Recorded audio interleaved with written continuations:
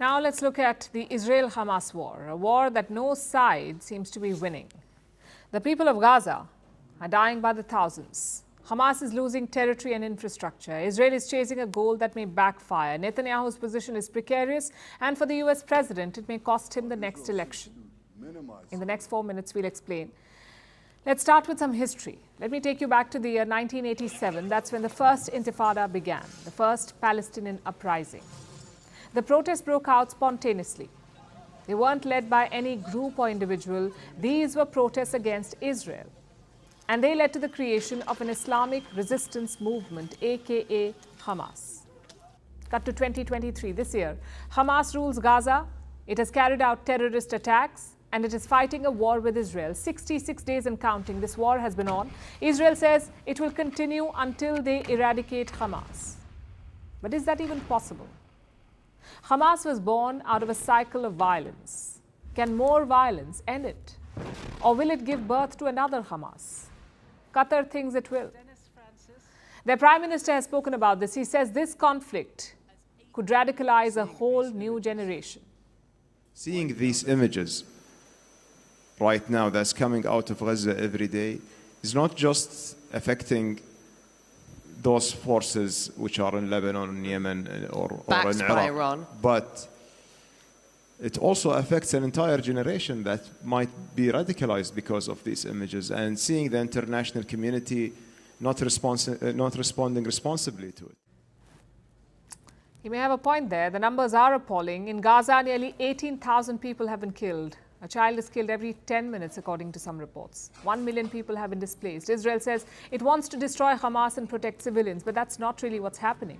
Hamas uses civilians as human shields. A lot of them are children. They did not vote for Hamas. They did not attack Israel, but they are victims in this war. Will this violence radicalize them and create a Hamas 2.0? We ask because history is full of such examples, of such vicious cycles of violence. Take the US invasion of Iraq. It is said to have given birth to the ISIS. Then there were the Gaza wars. Since 2008, Gazans have gone from one war to another, suffering death and destruction. An unemployment rate touching 50%. So many young men joined the Hamas. They lost their families, they had no jobs, they were easy to radicalize. And this war could lead to more such cases. Russia too has warned of this. It says fighting could lead to more radicalization and more terrorist activity. A bit rich coming from Russia, considering they're fighting a war of their own. But the MI5 thinks so too.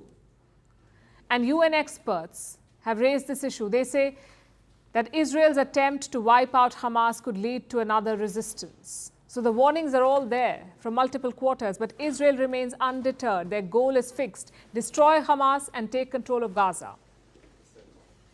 And what happens next? Who will run the Gaza Strip? Prime Minister Netanyahu says Israel could control Gaza for an indefinite period. They did the same till 2005. It was a precarious control that met with a violent pushback. In 2005, Israel left and Hamas was elected by a landslide. So will this time be different? Also, occupying Gaza would be a controversial move. International support for Israel's offensive is already waning. US President Biden says reoccupation would be a big mistake. His Israel policy is backfiring. His voters are leaving him. They disapprove of Biden's support to Israel. And his own party, the Democrats, are divided. They fear that this war could cost them the White House. Look at the opinion polls. Here's the latest from the Wall Street Journal. It shows Biden at 43% and his rival Donald Trump at 47%. So Trump is leading by 4 points, and that is not good news for the US president. Usually, the incumbent has all the advantage in America, but that's not the case this time. The elections are still 10 months away, and Trump could extend his lead. So Joe Biden is recalibrating his support to Israel. On October 7th, after the Hamas attack, Biden said, America has Israel's back. But now, he has his own back to watch.